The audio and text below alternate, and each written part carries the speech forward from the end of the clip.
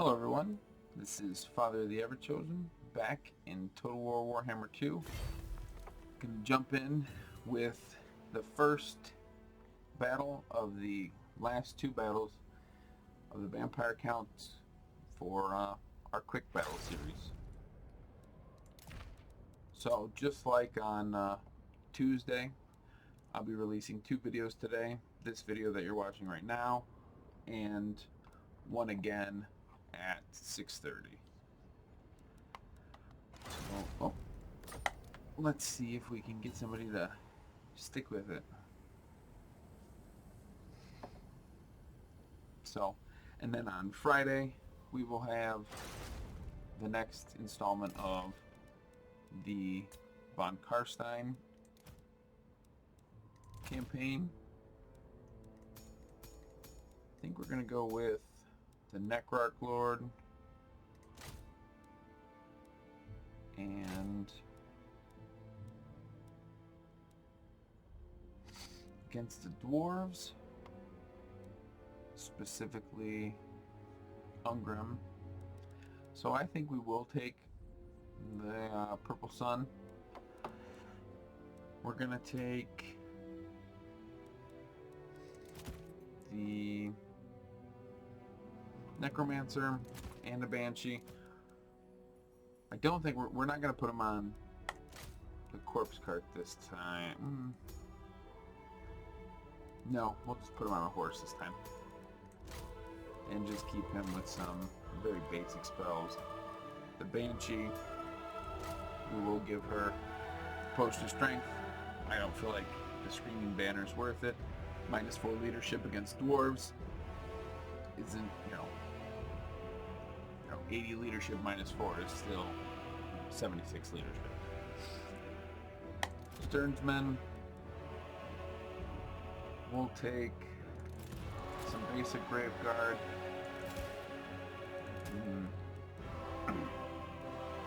I'm expecting Slayers, so we'll probably need to... Let's bring the Chillgeist out. And we're going to put the Necrarch Lord on a horse. And we'll grab a Terrorgeist. 2 Fellbats. Let's go with 3 Fellbats and 2 Direwolves. 24.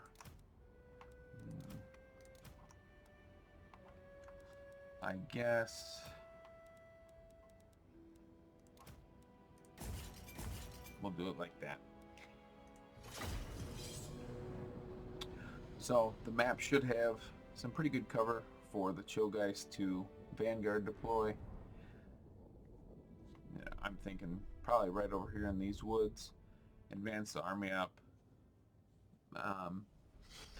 Hopefully their selection of ranged isn't overly abundant, but at least with the dwarves I'm not going to have to worry about any line or vortex, not any magic at all, but especially the line and vortex spells, so I should just be able to line these up and just march them forward. We'll keep the Necromancer right here. And we'll probably try to pull our Vampire Lord through the woods as well. Let's see if we can hide the Chillgeist.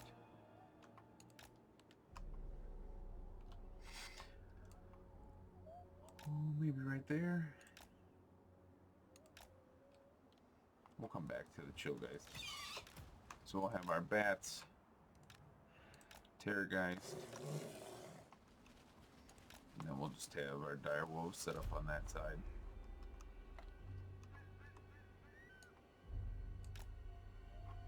Oh, come on.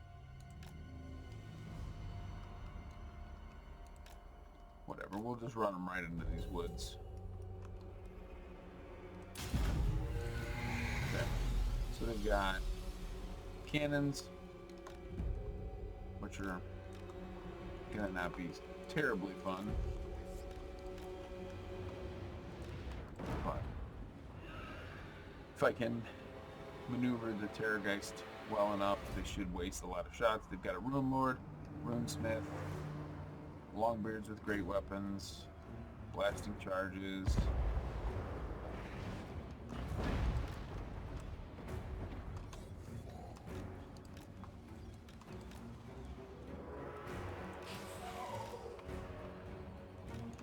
Let's keep everybody mobile. With haste. We get our Lord up here.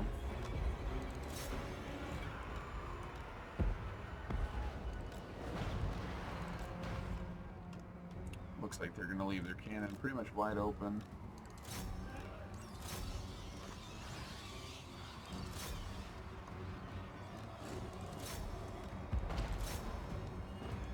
The longer they want to leave the cannon open, the better for me.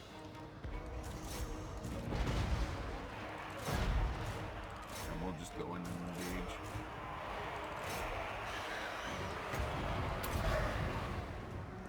Nice tightly packed units. Should be good for Terrorgeist's breath.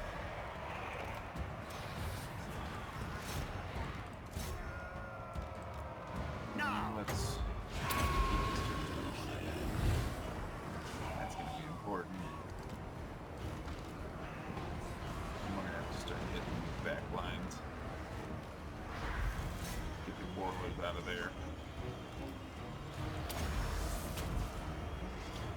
Oh, I don't think Purple Sun's probably not useful just yet.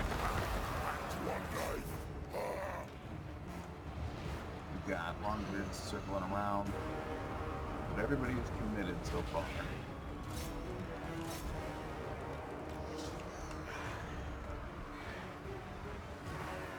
Let's pull the Terrorgeist out, use him for his breath weapon.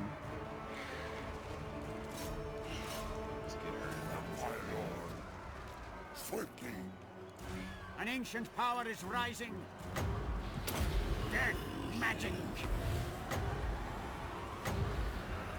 Time to rise. We got Longbeards piled up. You shall be.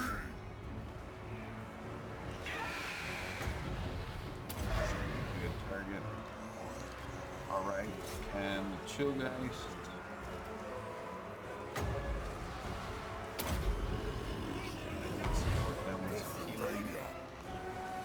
is the mass of my Chillgeist not enough to pull out a Warlord?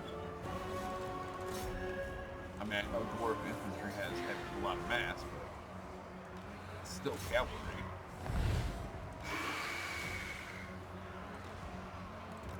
With haste. Support A new here. order comes. Give them death. I guess we'll just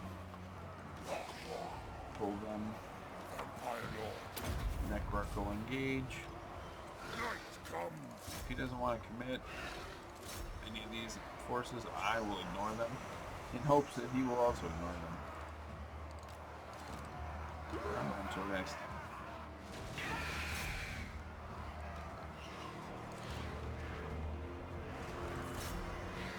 Nice rear charge here. The Rune Lord, pretty perfect target for Banshee. No magic attacks. I thirst. Support the Terrorgeist. Blood magic. A bit more healing. Vampire Lord.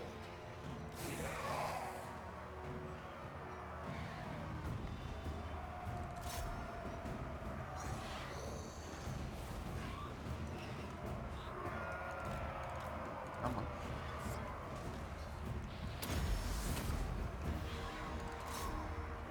Hopefully I can just pop the Chillgeist back and forth here. Necromancer. Let's move the Necromancer, Now. keep them alive. With haste. By Van Hell's will. Now. With haste. Now. I want to stay in this nice, tightly packed formation for me.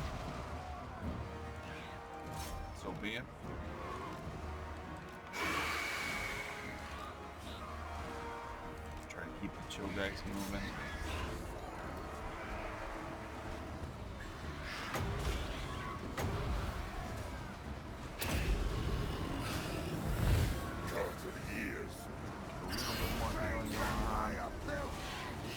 That Banshee is going to be very hard for my opponents to take out.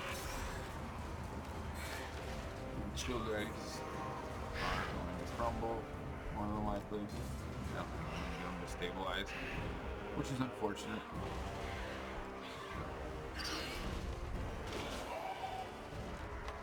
Yes. Beast. I invoke the Black Tongue. Nergas Talis. Harness Talzo Bullshit. Let's pull out Terrorgeist. Charging in and out here. Necromancer. Break this, keep the Necromancer around.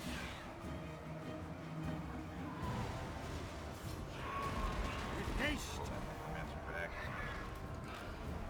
I don't know, the Necromancer mode is pretty much completely healthy. I don't have any more breath attacks though. I'm on the extended. From magic's chalk the air. Let's change the target. Keep it in there. And hopefully with the occasional arcane conduit. Rip off that fight. Do not shame your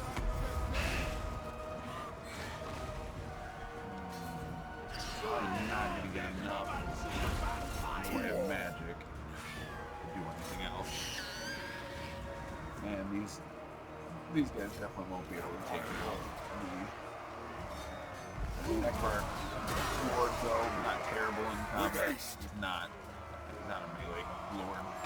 Swiftly. He's definitely more of the caster. With haste. Swiftly. I have a king command. With haste. Swiftly. Soon, my legions. Soon. Only manlings could create such unliving beasts. We're enough out of us. The book of goodness shall be not one dowie shall rise on Undeath Ascendant. Now, for ethereal units, I do think that they should just be able to kind of slip out, since they are ghosts. I know that would make them quite powerful, but Get your beards out the way. or they need to have a mass that needs to be changed. The problem is that the chill guys have just incredible mass. So I don't know. Vampire Lord. I think they need to not get gummed up so easy. But so what we would change, the bats definitely need to be committed differently. And I don't know, I mean, short of that, let's hop into custom metal just so we can talk this out a little more. Looking at the chill guys, you have 75% physical resistance. I just, you know, obviously they have no armor, and when you put them up against dwarven quarrelers, scrap that. And I think they were just basic quarrelers, you know, missile damage of 20. The chill guys are still taking almost, it just doesn't feel like the ethereal aspect of their units matters against the ranged. And if, you know, I'm sure you watch other Total War content makers, but in a recent video, Lore Master of Sotek was approaching the issue that he sees with the Ogre Kingdoms coming in, and the fact that even, you know, the lowly Goblin Archer, still, you know, it's a 120 man unit, and, you know, the accuracy is not, you know, it shouldn't be great, but they're one of the most cost effective, or the error boys, you know, poor accuracy, these units attacks are prone to go astray. They're still hitting, and they still hit so hard, even if you have, you know, a lord with a silver shield and high armor. They're still taking quite a bit of damage. And I think the ethereal units, not that you should have to have magic, but I feel like without magic, you really, really should, you know, you should have to make a very concerted effort of multiple units targeting, you know, targeting that specific unit. So we're going to put, just real quick, just for my own testing here, and obviously I don't have anybody to play against, this will just be me, but we'll take a Master Necromancer. It doesn't matter if he has his spells, and we will just put, you know, the Chill Guys going up against Slayers. You know, they've got the anti-large bonus, they've got this death blow, but and obviously, you know, they have magic resistance, which, you know, the Chillgeists and even the basic Hex Wraith has, you know, magic damage. Actually, you know what? Here, let's see. Should be good enough.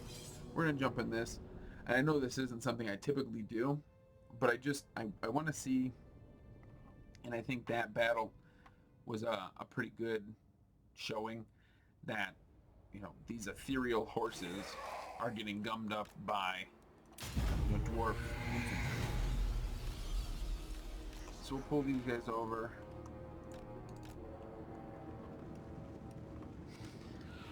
So hopefully we can get the Hex Wraith to go against one Slayer, and we can get the Chill Guys to go against another Slayer, and the Lord pretty much just stays out of it.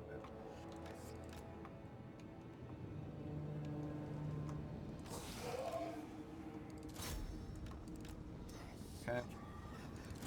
And it looks like we might be able to get that. Swiftly. So we've got a good charge, a good charge, and now that they're in combat, At once. you know, we're just going to fast forward through it. The Hex Wraiths are down. So they've been in combat for just about a minute. So the Hex Wraiths, their leadership is already at -8. The Slayers have taken 9 casualties. The Hex Wraiths have taken half casualties. The Chill Guys have taken almost half casualties. Now the Slayers have taken 18 casualties here. But, you know, obviously Slayers are, you know, supposed to be skilled against monstrous units, large units, but I feel like that 75% physical resistance is surpassed by that, you know, I feel like that bonus to large is just, it's just such a sharp bonus against them. And obviously you should be cycle charging your cavalry. Your cavalry should not be prolonged melee cavalry. There really isn't, you know, that's not what cavalry is designed for. But, you know, a minute of combat, you know, these guys are already at poor leadership, so they're starting to crumble, and they've taken 9 casualties. You know, these are unarmored units, but, you know, you take those magic attacks and the armor piercing, so obviously the armor piercing, you know, isn't helping. There's no armor, and the magic is mitigating at 25%. But I feel like everybody knows that the dwarves' mitigation of magic damage is something you really have to watch for. The ethereal property with that massive physical resistance, I don't feel like, even at 75%, I don't feel like it's as impactful as that 25%. No, I may be wrong. I'm always, I crave,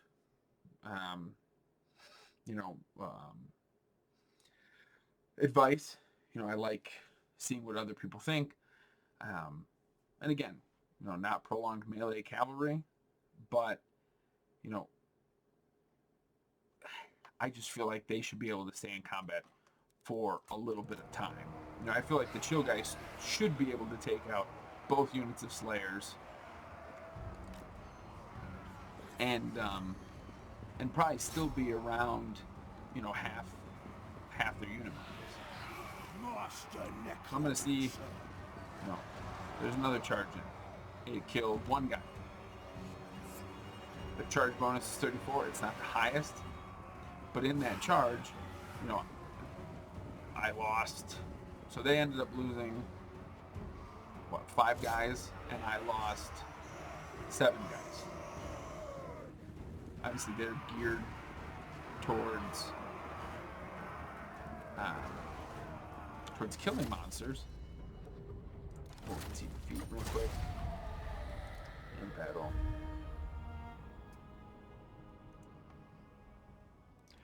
But I guess in the same vein, really quickly, we'll take Black Knights with lances and barding. And we'll see how they stack up. Obviously, the prolonged melee, this is definitely a charging cavalry. Alright. Perfect. They set their guys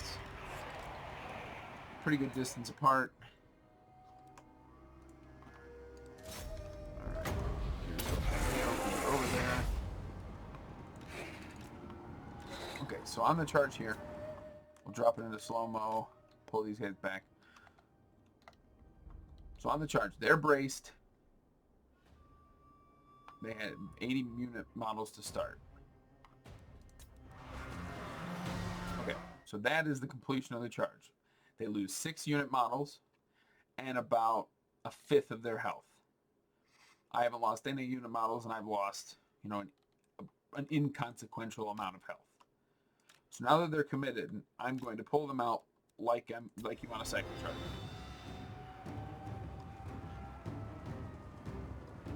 So, they've gotten 7 unit models killed. On that pull away, So I feel like the ethereal unit, which has the higher physical resist, I just feel like they take so much more damage than units that don't have that physical resistance. Maybe I'm wrong. So we'll keep cycle charging these guys. And I want to kind of get these Black Knights just into prolonged melee.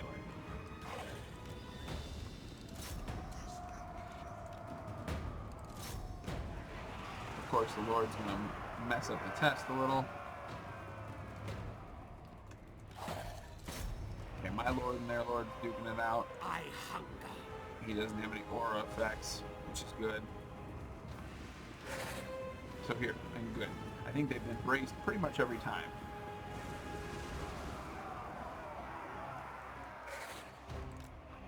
Charge in, pull out. So, like I assumed, prolonged melee, Slayers should win against, regular Black Knights with lances and barding. But I will say that these Slayers have almost lost more units, or they might even have, than when the Chill Geists charge into them. And these Black Knights still are about 50%. I feel like that physical resist at 75% should be more impactful, and I just don't feel like it's that impactful.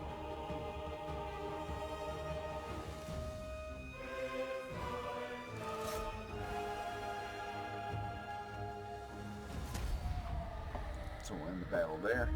I don't know. I have always been somebody who feels like the vampire counts have been hit with a lot of nerfing since the beginning. You know, the limitation on the number of invocations, the number of summons, the amount of units affected by invocation is just, you know, it's almost like the Skaven. You know, when you look at the Skaven, their Skaven slaves are 180 models. Now, maybe the engine just, has a hard time running it any bigger, but, lore-wise, Skaven slaves and even clan rats. I mean, clan rats should be in, like, units of 200. Skaven slaves should almost be, like, almost like 300 models. But they should have, dirt poor stats. But you should be able to field a whole bunch of them. I mean, they should cost like nothing. They should cost like 30 gold. But why would, okay, so even if these were 300, that's what? Okay, so there's 10. So that's 3,000 right there. This isn't going to do anything. It's group them up, you hit them with one good spell. I'm sure, even a lower tier, I mean, if you had Iron Breakers, I'm sure Iron Breakers could take this out. But, Skaven should field masses of infantry and very high tier monsters and great weapon teams. But the infantry's not where it lies. Stormvermin are good. But, their war machines and their monsters should really be taking the cake. In the same vein that the vampires, zombies, again, should come in. I mean, zombies are in lower unit models than Skaven slaves. And zombies are, I think their stats are worse. Let's see. I don't know if I can cross compare. Okay, yeah, I can. We will look at this real quick. Yeah, so Skaven slaves have 5 more leadership, 19 more speed, which they should be faster, 7 more melee attack, 6 more melee defense, and 2 charge bonus. Now they have less health, and they're listed as expendable. Now, meat shields. All unimpressive in this unit is useful as meat shield. Now, I think one of the biggest things, even just looking at this, and while you overanalyze things, you can definitely, catch some things that should be. But Skaven slaves are expendable. They don't affect, army losses due to, or leadership penalty due to army losses. Zombies do. Which, why would you bring zombies when, yeah, they're a meat shield, but they're going to affect your leadership penalty. You should definitely be able to, zombies should be expendable. Maybe not the Tide zombies, because they are a regiment of renown, but I almost feel like they should be too. There's no Skaven slave option for ROR, but, you should be able to field, wide armies of just zombies, and you should just be able to kind of keep summoning. Even back then, you're only able to summon skeleton warriors and zombies. Now, for like the Strigoi Ghoul King, you can summon Crypt Ghouls, and if you upgrade it, you can summon Crypt Horrors. Now that, I think, obviously should have a limit, because if you could just summon unending Crypt Horrors, that's pretty powerful. But they definitely need to work the vampires, pick the nerf stick up a little bit. Don't go back to just, crazy amounts. Don't drop Invocation of Neck back down to, as cheap as it once was. I think it used to be maybe 4 wins of magic, 6 is sometimes a bit much, and then 12 for an upgraded is a pretty steep price. But I think people would be willing to pay that, and the chance of miscasting for, being able to blob up again and heal mass quantities. You've also slapped it where they can only heal a certain number. That didn't used to be in either. So I think they definitely need another vampire counts rework. Just to kind of bring them back into kind of the fold. I mean, I think Blood Knights are still one of the best cavalry, but I don't know. If you only have one good unit, I mean, there are certain units that you just never take in the Vampire Counts roster anymore. You used to always see Mortis engines. Now they have to be engaged in combat to trigger their Mortis engine effect. Black Coach is pretty much a meme unit. The only way you bring a Corpse Cart is if you're bringing it on a Necromancer. The Bargulf is a hit or miss. Crypt Horrors anymore just get gunned down.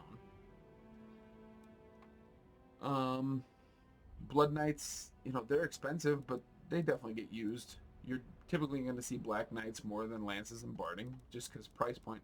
And then, the Graveguard, their elite tier infantry, is such a joke up against, sometimes even lower tier infantry.